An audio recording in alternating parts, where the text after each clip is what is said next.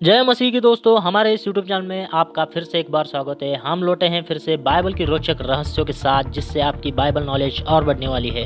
अगर आपने हमारे चैनल को सब्सक्राइब नहीं किया हो तो झट से सब्सक्राइब करें और इसी तरह की नई वीडियो की अपडेट के लिए बेल आइकॉन पर क्लिक करें, ताकि हमारे हर नए वीडियो की जानकारी आप तक मिलती रहे।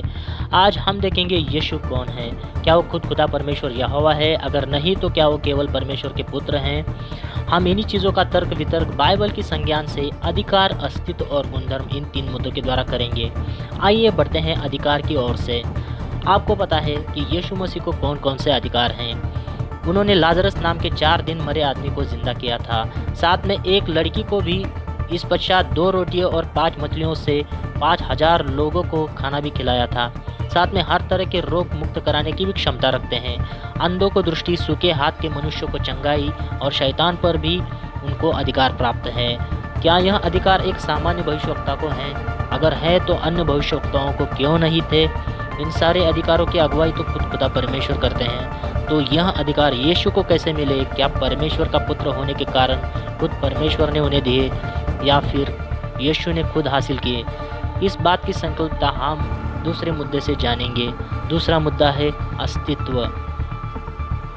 हम पढ़ेंगे बाइबल यूहन्ना की दूसरी किताब, दूसरी आयत, वचन 15 से लेकर आगे।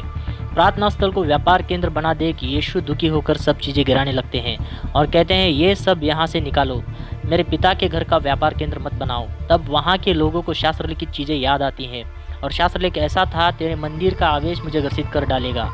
इस पर वहाँ खड़े यहूदी यीशु को कहते हैं, तुम ऐसा बर्ताव क्यों करते हो? यदि तुम खुद को साबित करना चाहते हो तो कोई चिन्ह दिखाओ, तब मानेंगे। तब 19वें वचन में यीशु ने उन्हें कहा, तुम इस मंदिर को ढो दो तो मैं 3 दिन में इसे फिर से खड़ा कर दूंगा। इसी तरह यूहन्ना की 8वीं आयत और 56वें वचन में यीशु फिर से कहते हैं, तुम्हारा पिता अब्राहम मेरे दिन देखने की आशा से बहुत मगन था और उसने देखा और आनंद किया। मैं तुमसे सच सच कहता हूँ कि पहले इसके कि अब्राहम उत्पन्न होता, तब से मैं हूँ। यीशु की ये बात क्या इशारा करती है?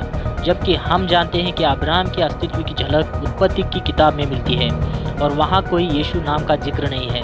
अगर यीशु अब्राहम से पहले थे तो उसकी जिक्र उत्पत्ति की किताब में क्यों नहीं मिलती, बल्कि उत्पत्ति की किताब में केवल परमेश्वर का जिक्र आता है?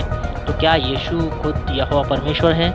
इसी तरह यीशु लूका की पुस्तक में 10वें आयत में और 18वें वचन में कहते हैं, मैं शैतान को बिजली के समान स्वर्ग से गिरा हुआ देख रहा था। इसका संज्ञान प्रकाशित वाक्य 12वीं आयत वचन 7 से लेकर 9 तक हमें मिलता है और उसी तरह यशायाह की पुस्तक 14वें आयत 12वें वचन में भी मिलता है।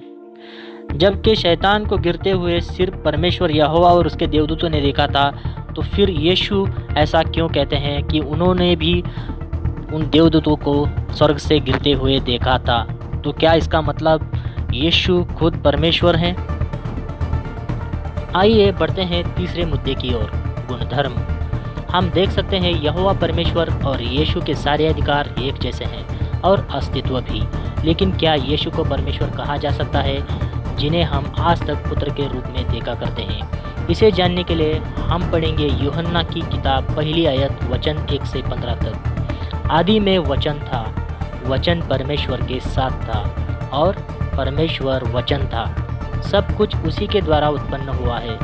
उसमें जीवन था और वह जीवन मनुष्य की ज्योति था और ज्योति अंधकार में चमकती है, जैसे कि यीशु मसीह, और अंधकार ने उसे ग्रहण नहीं किया, जैसे लोगों ने उन्हें ग्रहण नहीं किया था। फिर 14वें वचन में यूहन्ना कहते हैं, और वचन देहधारी हुआ और अनुग्रह और सच्चाई से परिपूर्ण होकर हमारे बीच उसने डेरा किया।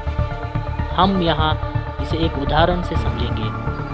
अगर माचिस की एक तीली से अग्नि उत्पन्न किया जाए तो उसे आप परमेश्वर के रूप में समझिए। मतलब यहाँ पे माचिस की तीली का अग्नि परमेश्वर है, ऐसा हम समझेंगे।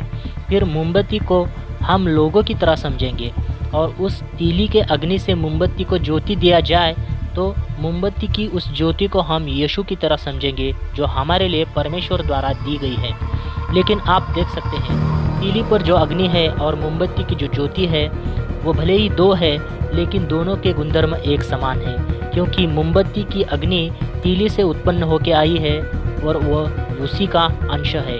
उसी तरह यीशु खुद भी यहोवा हो सकते हैं, लेकिन वे परमेश्वर की अंश से मनुष्य रूप में पैदा हुए, इसलिए उन्हें परमेश्वर की इकलौती संतान कहा गया, क्योंकि पहले मनुष्य आदम को भी परमेश्वर ने ही बनाया था। आशा करते हैं कि आपको हमारा वीडियो अच्छा लगा हो। अगर अच्छा लगा हो तो प्लीज़ हमारे चैनल को सब्सक्राइब करना ना भूलें, बेल आइकॉन पर क्लिक कीजिए। आमीन आमीन आमीन। परमेश्वर की महिमा सब पर बनी रहे।